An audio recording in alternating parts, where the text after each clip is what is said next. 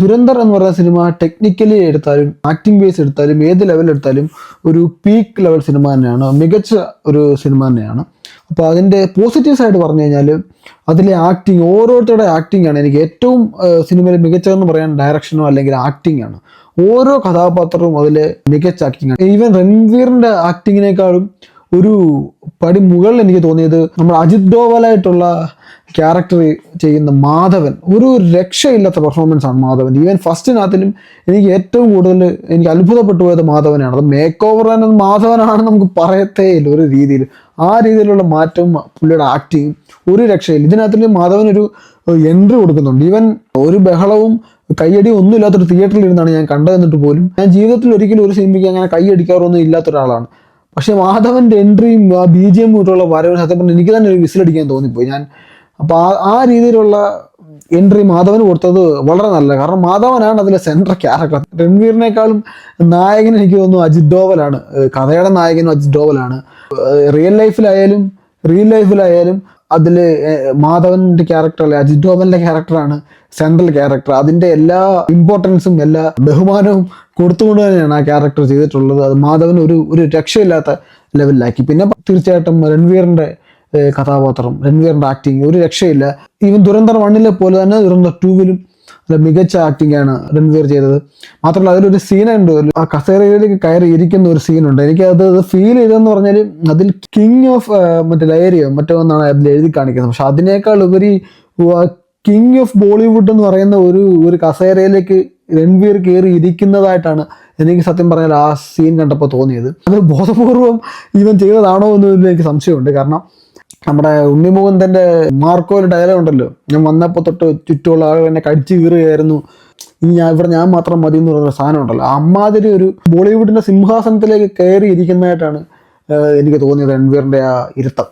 അപ്പം അതുപോലെ ഓരോരുത്തരുടെ ആക്ടിങ്, അതിലെ നമ്മുടെ നായികയായിട്ട് അഭിനയിച്ച കുട്ടിയുടെ ആണെങ്കിലും നമ്മുടെ പഴയ ആൻമരിയ കലിപ്പിലാണ്ടിലെ കുട്ടികളുടെ ആക്ടിങ് ആയാലും എല്ലാവരുടെയും, അതിൽ ഒരു കോമഡി കഥാപാത്രം ചെയ്യുന്ന അദ്ദേഹത്തിന് അറിയാമല്ലോ, ഒരു മന്ത്രി, അവിടുത്തെ പാകിസ്ഥാനിലൊരു മന്ത്രി, അദ്ദേഹത്തിൻ്റെ ആക്ടിങ് ആയാലും എല്ലാ രീതിയിലും ആക്ടിങ് ഒരു രക്ഷയില്ല എല്ലാവരുടെയും. പിന്നെ ഓൾമോസ്റ്റ് 90% റിയൽ ലൈഫ് ക്യാരക്ടർ കൂടെ ആണല്ലോ. പിന്നീട് വന്നാൽ അതിൽ ഡയറക്ഷൻ സ്വാഭാവികമായിട്ടും നമുക്ക് മികച്ചാണെന്ന് പറഞ്ഞേ പറ്റത്തുള്ളൂ. പിന്നെ ക്യാമറ ഒരു രക്ഷയില്ലാത്ത ഫ്രെയിമിംഗ് ആയിരുന്നു. എല്ലാ സീൻസും നമുക്ക് ആ ഒരു എഫക്റ്റ്, കളറിങ് ആണെങ്കിൽ നമുക്കറിയാലോ ആ ഒരു ഡാർക്ക് ഷെയ്ഡാണ് കൊടുത്തേക്കുന്നത്. അത് ആ ഒരു കഥയെ ഏറ്റവും അനുയോജ്യമായ രീതി. സാധാരണ ഈ ബോളിവുഡിലൊക്കെ എല്ലാം ഒരുമാതിരി വെളുപ്പിച്ച് ബോളിവുഡ് കളർഫുൾ ആണല്ലോ സിനിമയല്ല. അപ്പോൾ ആ ഒരു രീതി അല്ലല്ലോ ദുരന്തർ എടുത്തേക്കുന്നത്.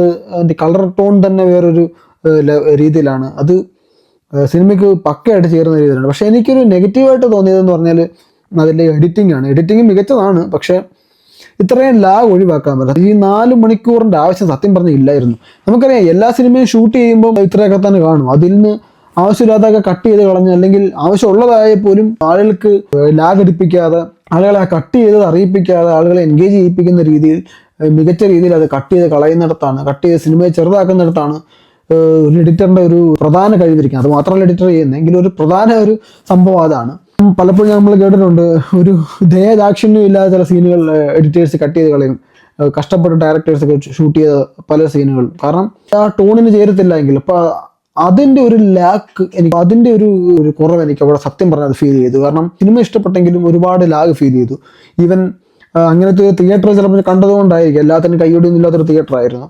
പക്ഷെ കുറേ ഭാഗത്ത് പല സീനുകളും വെട്ടിച്ചുരുക്കാൻ പോയിരുന്നു. ഈവൻ സീൻ മുഴുവൻ വെട്ടിക്കളഞ്ഞില്ലെങ്കിൽ പോലും പല ഇമോഷണൽ സീനുകളും വെറുതെ ഇട്ടയക്കുന്നത് പോലെ തോന്നിയിട്ടുണ്ട്. അതൊക്കെ വെറുതെ കട്ട് ചെയ്ത് കളഞ്ഞിട്ട് ചെറുതാക്കാം. ഈവൻ നരേന്ദ്രമോദിയുടെ സീനുകളായാലും, നരേന്ദ്രമോദിയൊക്കെ വെറുതെ വെച്ച 2-3 മിനിറ്റ് നരേന്ദ്രമോദി സംസാരിക്കുന്ന രീതിയിലൊക്കെ അതിൻ്റെ ഒന്നും ആവശ്യമില്ല. അതൊന്ന് ജസ്റ്റ് ഒന്ന് കാണിച്ചാൽ നമുക്ക് കാര്യം അറിയാമല്ലോ എന്തുവാണ് സംഭവിച്ചത്. ഇപ്പം നോട്ട് നിരോധനമാണെങ്കിൽ നോട്ട് നിരോധനം പുള്ളി പറഞ്ഞതിൻ്റെ ഒരു ഒറ്റ സീൻ കാണിച്ചാൽ മതി. നമ്മുടെ ആട് സിനിമയ്ക്കകത്തിൽ പണ്ട് നോട്ട് നിരോധിക്കുന്ന പറയുന്ന ഒരു സീനുണ്ടല്ലോ ചെറിയ, അത്രയും കാണിച്ചാൽ പോലും മതി. നമുക്ക് സംഭവം നമുക്ക് അറിയാവുന്നത് കൊണ്ട് അത്ര ഡീറ്റെയിൽ ആയിട്ട് കാണിക്കേണ്ട കാര്യമില്ല. അതുപോലെ ഓരോ കാര്യങ്ങളും കട്ട് ചെയ്ത് നമുക്ക് സുഖമായിട്ടത് ചെറുതാക്കാമായിരുന്നു സിനിമ.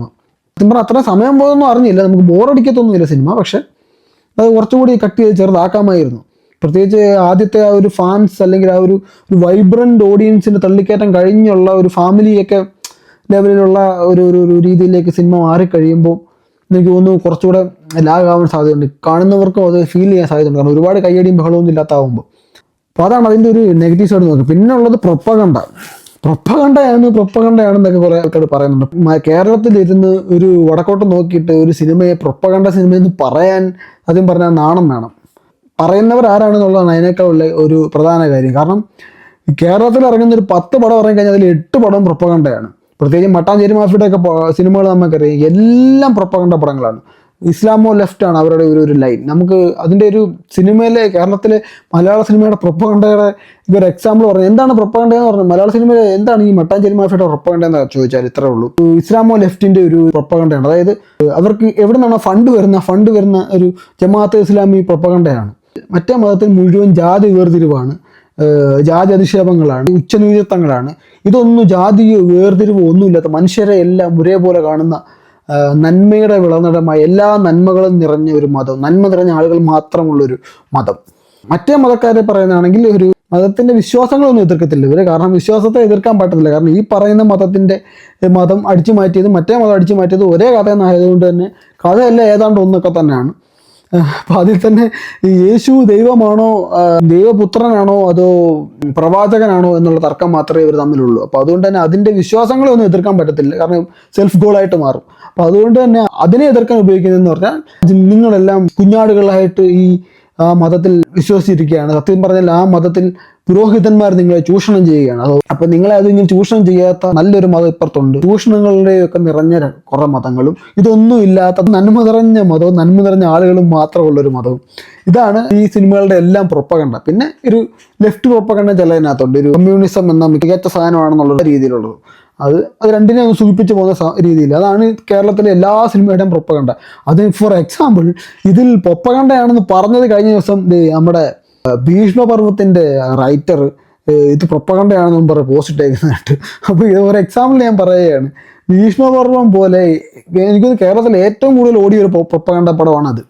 ഏറ്റവും കൂടുതൽ കളക്ഷൻ നേടിയ സിനിമകളിൽ എടുത്തു കഴിഞ്ഞാൽ പ്രൊപ്പഗണ്ടയിൽ ഒന്നാമത്തെ ഒരു പ്രൊപ്പഗണ്ട പടമാണ് ഭീഷ്മപർവം എന്ന് പറഞ്ഞത്. അത് ഞാൻ ഈ പറഞ്ഞതെല്ലാം കൃത്യമായിട്ട് കാണാം. അതിൽ വില്ലന്മാരും ഗുണ്ടകളും എല്ലാം ഒരു പ്രത്യേക മതത്തിലെ ആൾക്കാർ, പിന്നെ ആ മതത്തിലെ പുരോഹിതനെല്ലാം ഭയങ്കര ചൂഷണക്കാർ. ഇതാണ് എല്ലാവരുടെ മതത്തിലും. പിന്നെ നല്ലവരായ കുറേ നന്മ നിറഞ്ഞ കുറേ മനുഷ്യരുള്ള ഒരു പ്രത്യേക മതത്തിൻ്റെ ആൾക്കാർ. ഇതാണ് ഈ ഭീഷ്മപർവത്തിൻ്റെ കഥ. ഭീഷ്മപർവമൊക്കെ സ്വന്തമായിട്ട് എഴുതാണെങ്കിലും വേണ്ടിയില്ല. ഗോഡ് ഫാദർ പോലെ ഒരു മികച്ച ലോകോത്തര സിനിമ എടുത്ത് അടിച്ചു മാറ്റി അതെടുത്ത് ഉമ്മാറെ പ്രൊപ്പഗണ്ട കുത്തി കയറ്റി ഒരു പടമായിട്ടോട്ട് അങ്ങോട്ട് ഇറക്കി. ആ എഴുതിയവനാണ് വടക്കോട്ട് നോക്കി ദുരന്തറിനെ പ്രൊപ്പഗണ്ടയാണെന്ന് പറയുന്നത്. എനിക്ക് ഉളുപ്പില്ലേ ഇതൊക്കെ പറയാൻ. അപ്പോൾ അതുകൊണ്ട് കേരളത്തിൽ ഇരുന്നൊരു പടത്തിനെ പ്രൊപ്പഗണ്ടയാണെന്ന് പറയാൻ ശരിയാണ്, അവർക്ക് പ്രൊപ്പഗണ്ട കാണും. ഇപ്പോൾ നോട്ട് നിരോധനം പോലെയുള്ള സാധനത്തിനെയൊക്കെ ഒരു വൈറ്റ് വാഷ് ചെയ്യാനാദ്യം നോക്കിയിട്ടുണ്ട്. കാരണം പിന്നെ നോട്ട് നിരോധനം എഫക്റ്റ് ചെയ്തില്ല എന്നൊന്നും ഒരിക്കലും പറയാൻ പറ്റത്തില്ല. കാരണം നോട്ട് നിരോധനത്തിന് ശേഷം നമ്മുടെ നാട്ടിലുണ്ടായ അവസ്ഥ നമുക്കറിയാം. നോട്ട് നിരോധനം, യൂണിവേഴ്സിറ്റികളിൽ പണം ഒഴുകുന്നത്, NGOകൾ, അതാണ് ഏറ്റവും വലുത്. NGOയ്ക്ക് ഫണ്ട് വരുന്നത്. ഇത് മൂന്നും മോഡി ഗവൺമെന്റ് വന്നതിന് ശേഷം സ്റ്റോപ്പ് ചെയ്തു. ഇതിന്റെ വ്യത്യാസം നാട്ടിൽ കാണാൻ പറ്റും. ഒന്നും വേണ്ട, നോട്ട് നിരോധനത്തിന് ശേഷം നമ്മുടെ നാട്ടിലെ വസ്തുവിന്റെ വില പോയത് മാത്രം നോക്കിയാൽ മതി. 10,000 രൂപയ്ക്ക് ഒരു സെന്റിന് 10,000 രൂപയ്ക്ക് മേടിച്ച വസ്തു 50,000 രൂപയാവുന്നു, സെന്റിന് 1 ലക്ഷം രൂപയാവുന്നു. 5 ലക്ഷം രൂപയ്ക്ക് വരെ 10,000 രൂപയ്ക്ക് മേടിച്ച വസ്തു മറിഞ്ഞു പോയതും റിയൽ എസ്റ്റേറ്റ് ഒന്ന് ആകാശം മുട്ടേ പോയ ഒരു കാലം ഉണ്ടായിരുന്നു. തെണ്ടി തിരിഞ്ഞ് നടന്നവന്മാരൊക്കെ പെട്ടെന്ന് പണക്കാരാവുകയും ചെയ്തത് നമ്മൾ കണ്ടതാണ്. ഒറ്റയടിക്ക് അത് നിന്നത് നമ്മൾ കണ്ടതാണ്. ഈ നോട്ട് നിരോധനത്തിന് ശേഷം ഒറ്റയടിക്ക് ഈ സംഭവം എല്ലാം നിൽക്കുകയും വസ്തുവിൻ്റെ എല്ലാം വില തലയും കൂത്ത് താഴോട്ട് പോവുകയും ചെയ്തത് നമുക്കറിയാം. ഇതെങ്ങനെയാണ് സംഭവിച്ചത്? കുഴൽപ്പണവും കള്ളപ്പണവും സ്റ്റോപ്പായി. അതുകൊണ്ട് തന്നെയാണ്. അതുകൊണ്ട് അതിന് എഫക്റ്റ് ആയില്ലെന്നും പറഞ്ഞാൽ നരേന്ദ്രമോദി എന്ന് പറയുന്നവൻ ഇന്ത്യ മൊത്തം ഭരിക്കുന്നവന്മാരെല്ലാം മണ്ടന്മാരാണെന്ന് വിശ്വസിക്കുന്ന കുറേ ആൾക്കാരുണ്ട്. ആ BJPക്കാർ മണ്ടന്മാരാണെന്ന് വിചാരിക്കുന്നവരാണ് ഏറ്റവും വലിയ മണ്ടന്മാർ. അപ്പോൾ അവരിങ്ങനെ ഇത്രയും ആളുകളെ ബുദ്ധിമുട്ടിക്കുന്ന ഒരു കാര്യം ചെയ്യുമ്പം അത് വെറുതെ അങ്ങ് ചെയ്തെന്നൊന്നും വിചാരിക്കരുത്. കൃത്യമായിട്ട് കാരണങ്ങളുണ്ട്. പിന്നെ ഇതൊക്കെയാണോ അതിൻ്റെ കാരണങ്ങൾ, അല്ലെങ്കിൽ ഇത്ര 60,000 കോടി കള്ളനോട്ടുണ്ടാക്കിയ എന്നൊന്നും നമുക്കറിയത്തില്ല. അതൊക്കെ ചിലപ്പം എന്തായാലും അതിലൊരു പ്രൊപ്പഗണ്ടയുണ്ട്. അതിനൊന്ന് വൈറ്റ് വാഷ് ചെയ്യാൻ ശ്രമിച്ചിട്ടുമുണ്ട്. അതിൽ തർക്കമൊന്നും വേണ്ട. അപ്പോൾ ഒരാളൊരു പടം ഇറക്കുമ്പം അവരുടെ രാഷ്ട്രീയം, ആ സിനിമ എടുക്കുന്നവൻ്റെ രാഷ്ട്രീയം അതിനകത്ത് കാണുന്നുള്ള സംശയമൊന്നും വേണ്ട. അപ്പോൾ ആ ഒരു റീസൺ പറഞ്ഞിട്ട് പ്രൊപ്പഗണ്ടയാണ്, ഒരു പ്രൊപ്പഗണ്ട പടമാണ് എന്നൊക്കെ അതിനെ നെഗറ്റീവ് പറയുന്നവർ കേരളത്തിൽ നിന്ന് പ്രത്യേകിച്ച് അത് പറയാൻ യാതൊരു ഒരു ബേസും ഇല്ല. ഞാൻ പറയല്ലോ, നേരത്തെ പറഞ്ഞാൽ കേരളത്തിൽ ഇറങ്ങുന്ന 10-ൽ 8 പടം പ്രൊപ്പഗണ്ട പടമാണ്. അപ്പം അങ്ങനെ ഒരു നാട്ടിൽ ഇരുന്നിട്ട് ഭീഷ്മപർവം പോലത്തെ ഒരു പടം ഉണ്ടാക്കി വെച്ചവനൊക്കെ ഇരുന്ന് പ്രൊപ്പഗണ്ടയാണെന്ന് പറയുന്നത് പോലത്തെ ഡബിൾ ഡാഡി സിൻഡ്രം മാത്രമാണത്, അല്ലെങ്കിൽ ഡബിൾ സ്റ്റാൻഡേർഡ് മാത്രമാണത്. അത്രേ ഉള്ളൂ പ്രൊപ്പഗണ്ടയുടെ കാര്യം. പ്രൊപ്പഗണ്ട ഇല്ലെന്നൊന്നും പറയുന്നില്ല, തീർച്ചയായിട്ടും കാണും. പ്രത്യേകിച്ച് ഈ ന്യൂ ഇന്ത്യ ആണെന്നുള്ളതാണ് ഇത് പറഞ്ഞത്. അത് തീർച്ചയായിട്ടും ന്യൂ ഇന്ത്യ തന്നെയാണ്. ഇന്ത്യ ഇതിനു മുമ്പ് ഈ ഇത്തരം രീതികളോട് പ്രതികരിച്ചതുപോലെയല്ല നരേന്ദ്രമോദി സർക്കാർ വന്നതിന് ശേഷം ഇന്ത്യ പ്രതികരിക്കുന്നത്. അതിലെല്ലാവർക്കും അതിന് യാതൊരു തർക്കമില്ലാത്ത കാര്യമാണ്. ഇങ്ങോട്ട് അറ്റാക്ക് നടക്കുമ്പോൾ തിരിച്ചെന്താണ് ചെയ്യുന്നതെന്നുള്ളത് അതിന് മുമ്പും അതിന് ശേഷവും ഉള്ളതിൻ്റെ വ്യത്യാസം ഏത് കോമൺ സെൻസ് ഉള്ളവനും അറിയാം.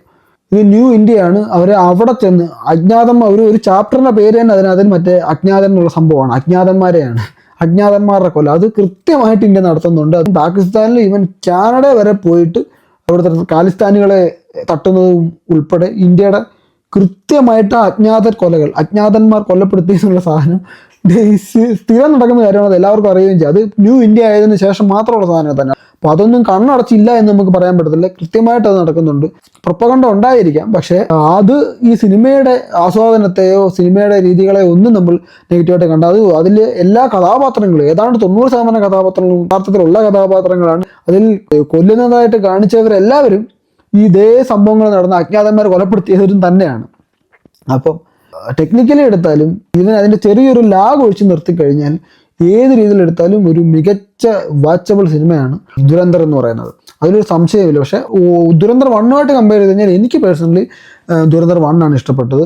ഒന്നാമത് ഇത്രയും സമയം അതുണ്ട്, അത് ഇത്രയും വലിച്ചു നീട്ടേണ്ട കാര്യമില്ലായിരുന്നു, അത് ചുരുക്കാൻ വരും. ഇതൊക്കെയാണ് അതിൻ്റെ നെഗറ്റീവായിട്ട് പറയാനുള്ളത്. അത് ഒഴിച്ചു നിർത്തിക്കഴിഞ്ഞാൽ തീർച്ചയായിട്ടും വാച്ചബിൾ ആയിട്ടുള്ള തിയേറ്ററിൽ തന്നെ പോയി കാണേണ്ട ഒരു മികച്ച സിനിമ തന്നെയാണ് ദുരന്തർ. പ്രത്യേകിച്ച് പിന്നെ രൺവീറിൻ്റെ അഭിനയം, മാധവൻ്റെ അഭിനയം, ഇതൊന്നും പറയാതിരിക്കാനേ പറ്റാത്തൊരു രീതിയിലുള്ള മികച്ച അഭിനയമായിരുന്നു.